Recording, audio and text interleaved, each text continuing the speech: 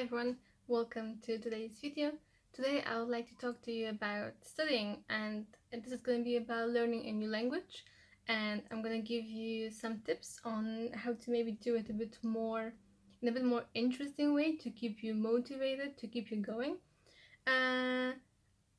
Every time when learning a new language, it's not going to be easy because if it was easy, everyone would be speaking a few languages and it wouldn't be something like it will be normal, to speak a few languages. So obviously learning a new language is difficult, but there are things you can do to make it a bit more interesting, a bit more diverse, because it's easy to get bored of a language or more of learning the language, the learning process, studying process, if you keep on doing the same things that are not really engaging or interesting. So today I'm gonna show you on an example of Dutch. I am now in Belgium, and well, it's technically called Flemish, but it's Dutch, So I'm gonna show you how I study, basically what I use to keep myself motivated and to keep going. Okay, let's start with vocabulary. I'm gonna show you the book I'm using. It's a book that's from the school I go to, and basically in each chapter you get X amount of vocabulary, a list of words you have to know for a given chapter. I'm gonna show you an example. So this is chapter 3, and here you have list, here also a bit, and there are a few in each chapter basically.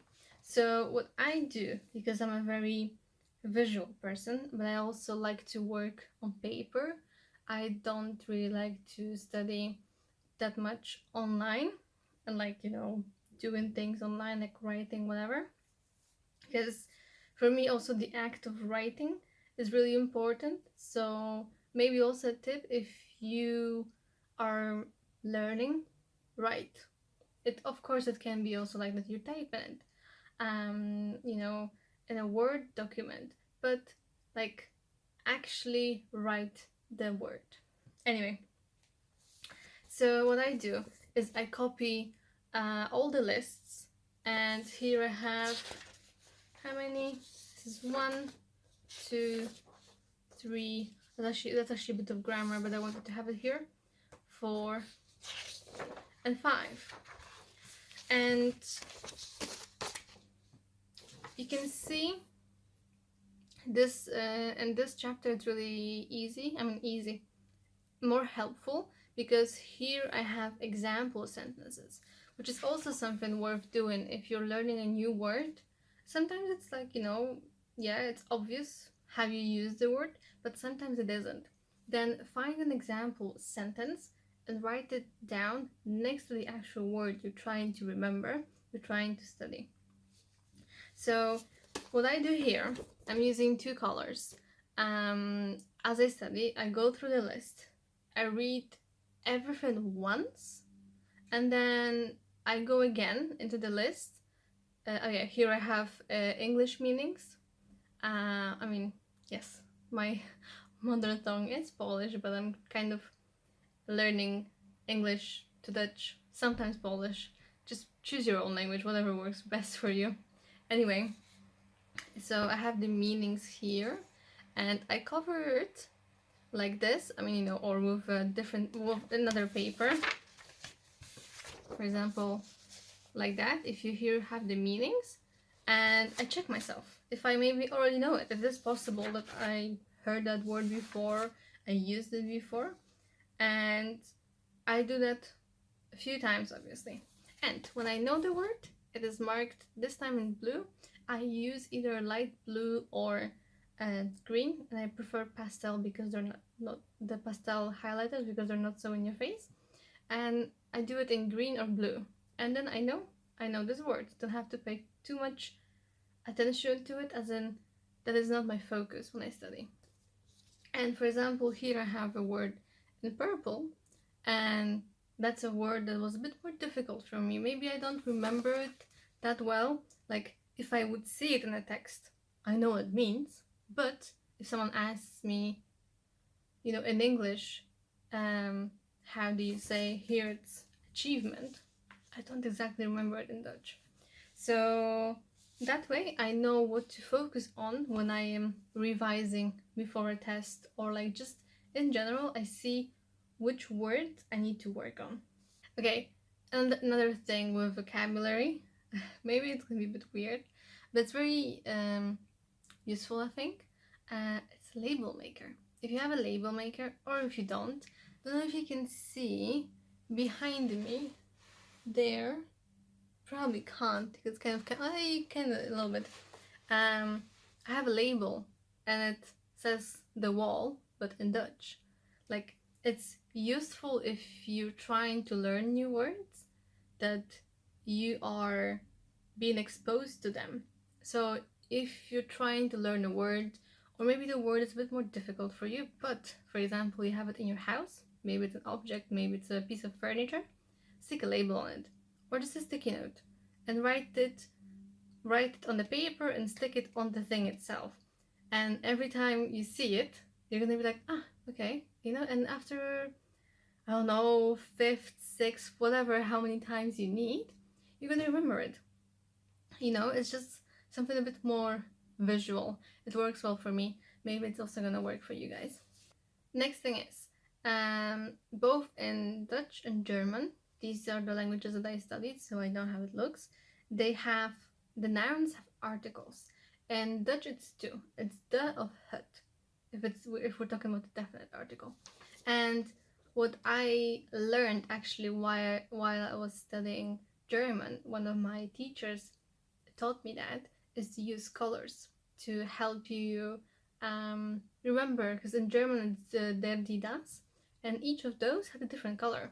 And I did the same in Dutch. For me, if you can see here, de is in green, and het is in blue. And that way, every time I make a list of words, de is in green, het is in blue. Oh, and also one more thing, when talking about the vocabulary lists, you can probably notice that I write something myself. What I do is I go through the book, through a certain chapter, and for example, in the text, let's say here, you have text. If there's a word I don't understand, I write this out, and I write the English translation, so I can maybe later try to remember it, try to learn it. So yeah, and that was the definite article. And now I'm going to show you how I use flashcards to study Dutch. Okay, so when it comes to flashcards, I use them in a few ways. First of all was I started writing grammar on big flashcards. Like, I buy flashcards, they come like this. These are from a Euro shop here in Belgium, and you can choose a grid or like plain. I also used plain, but I think I prefer the grid ones. And you can also like buy different colors if you want to like separate maybe your subjects that you're writing about, but for me it was no need. So what I do, for each level I have flashcards of grammar, and when it was easy and stuff, I would just keep it to the flashcard, and I would just shortly like explain the grammar on the flashcard. For example, here it's an adjective, and whether or not you add an E at the back of the adjective. And this just works really well for me, but it works well with not too much information about the grammar. I'm gonna show you what I do when there is a lot of grammar that you have to like study. But yeah, that's good for like, obviously you don't have everything on here, but it's something that like, if I'm not sure, I just pick up, the pile that's binded together, and I'm like, okay, I know it was in level 1, so I'm looking for it, and I can quickly remind myself how you construct certain thing maybe. When it also comes to colors, I'm going to show you here because I have a good example, is I use green. If there's a sentence, I use green for the subject, so for example for a person, and I use red for the verb, so the action. And it's really useful if you, for example, need to know if the position of the verb changes maybe, and then you visually see the position of the verb and you can see it changed, for example, you know. Trying to see if I have it here.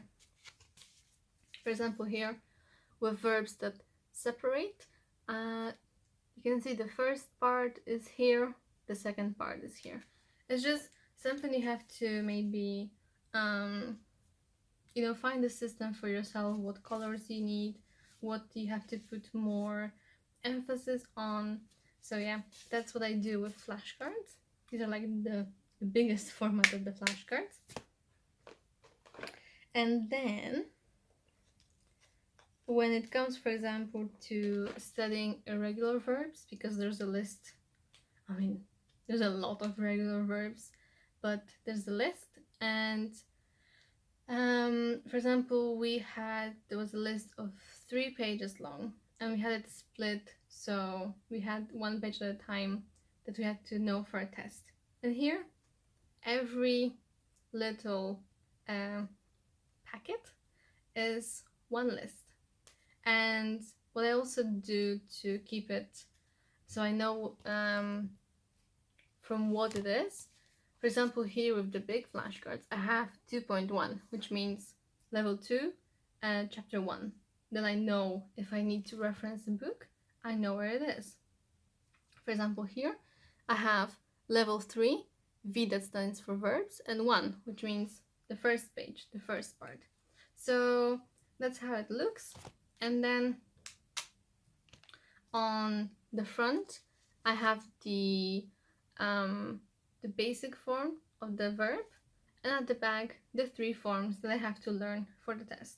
And sometimes I add in pencil the meaning, you know, if I don't remember it, or if I want to just have it there if I forget it. And, you know, I go through the flashcards. If I know it, it goes in one pile. If I don't, on the other.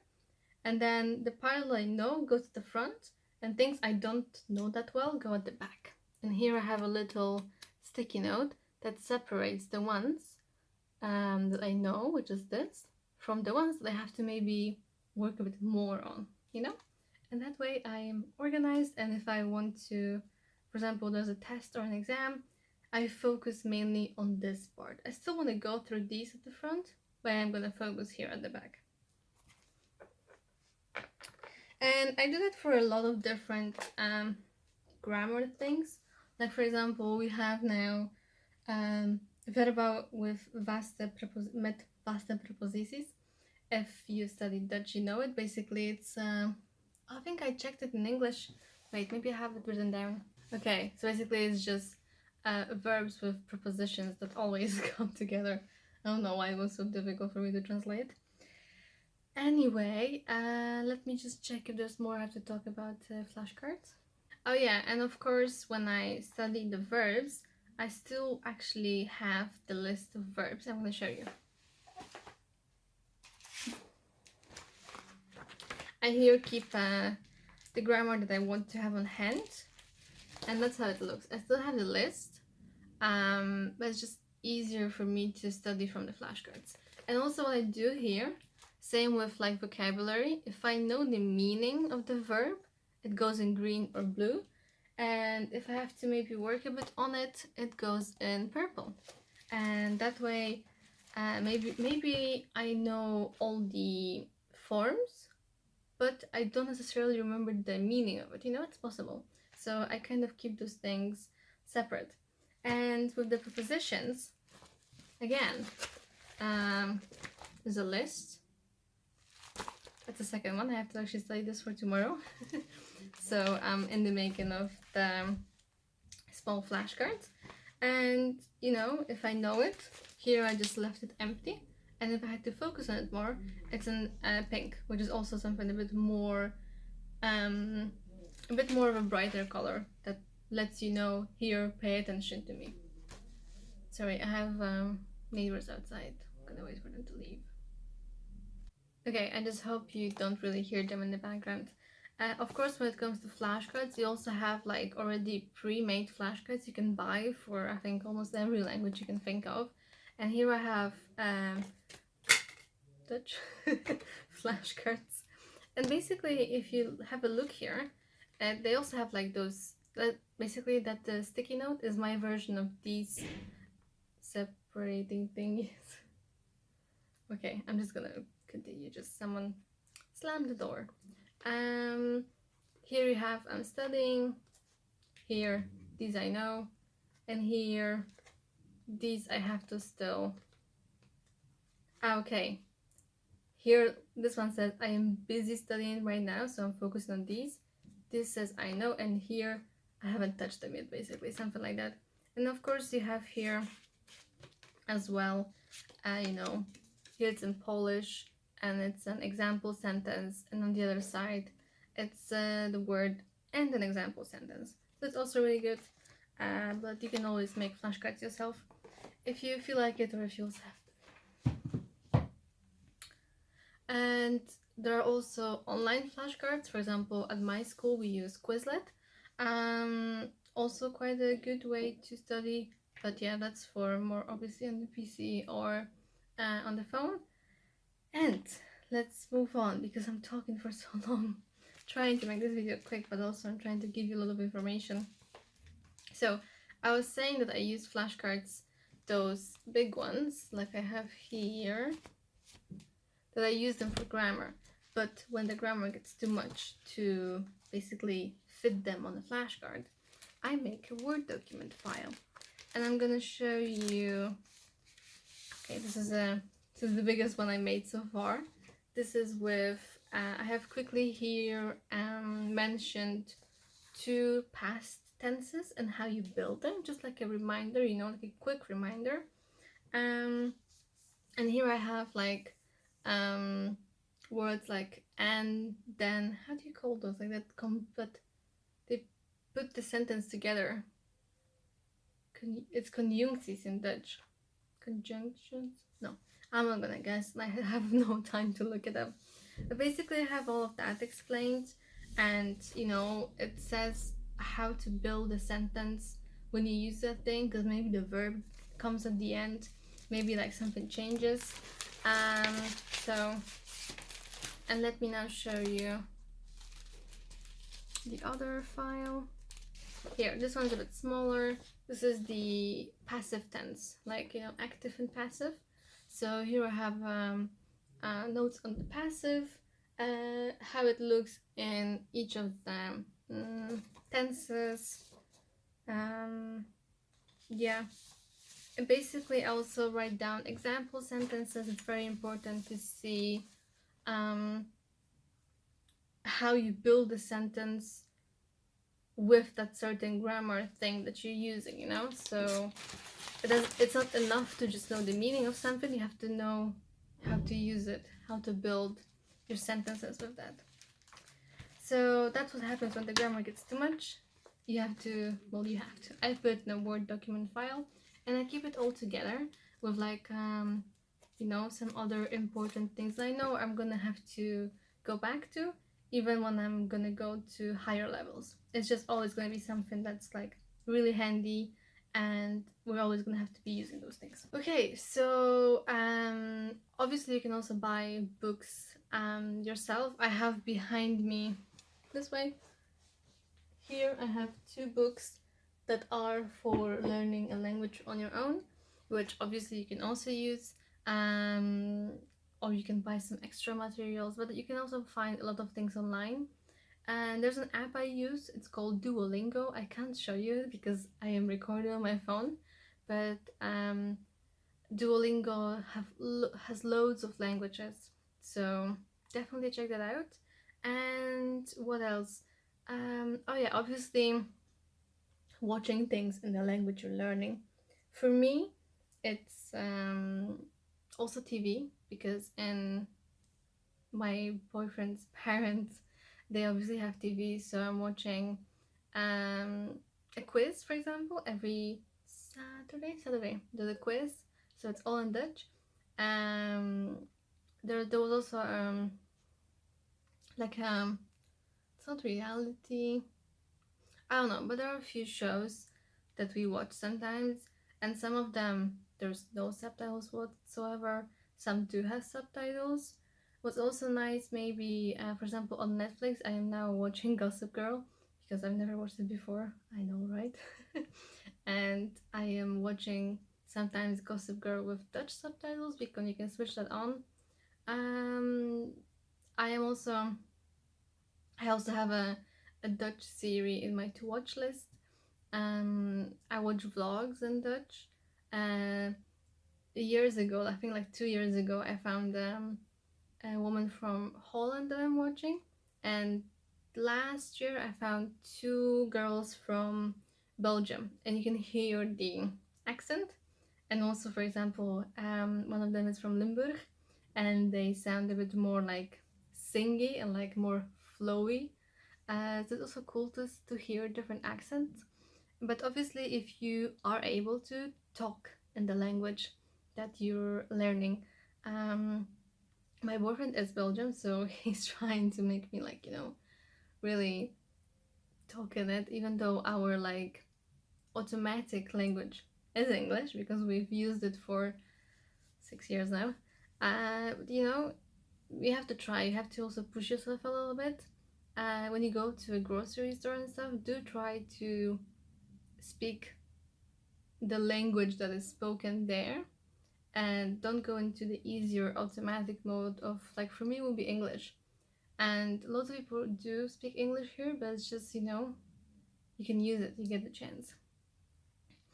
What I also do, which maybe sounds a bit weird but it's actually really helpful, is I make sentences in my head. Like, I talk to myself in my head in Dutch sometimes. I mean, not constantly, obviously, but like, let's say I'm just, I don't know, walking somewhere and I'm like, I wonder how you say it in Dutch. So I make the sentence in Dutch, and I'm like, for example, I'm not sure if the verb should be here or do I put the verb at the end.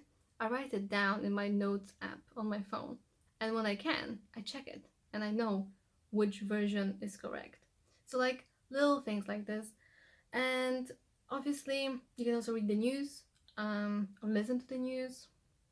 Also, a good way. There are loads of websites for each of the languages. Some people have like YouTube channels to learn it.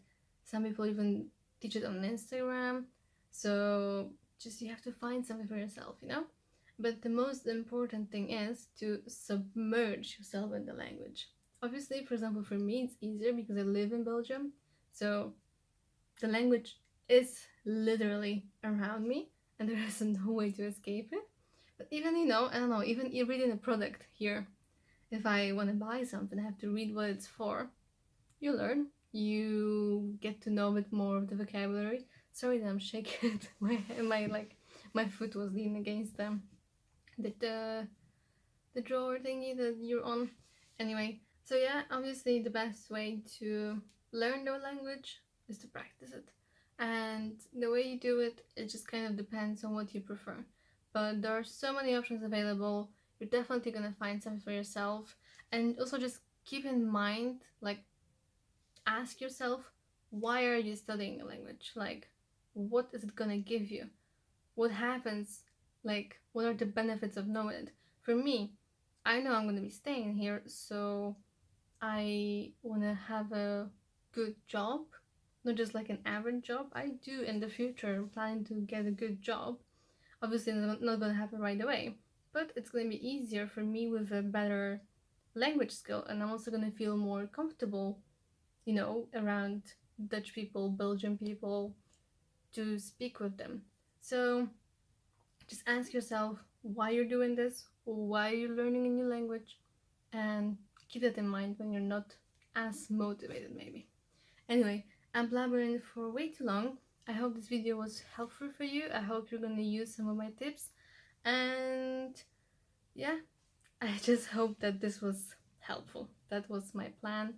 And I know it was a lot of information, but I tried to give you all of the tips that I am using myself that when I learn a new language, when I'm trying to study it.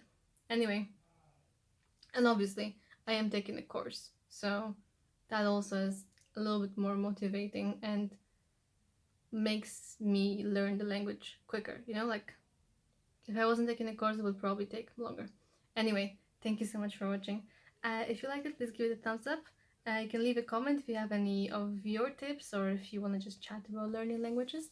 And I'll see you in my next video. Bye!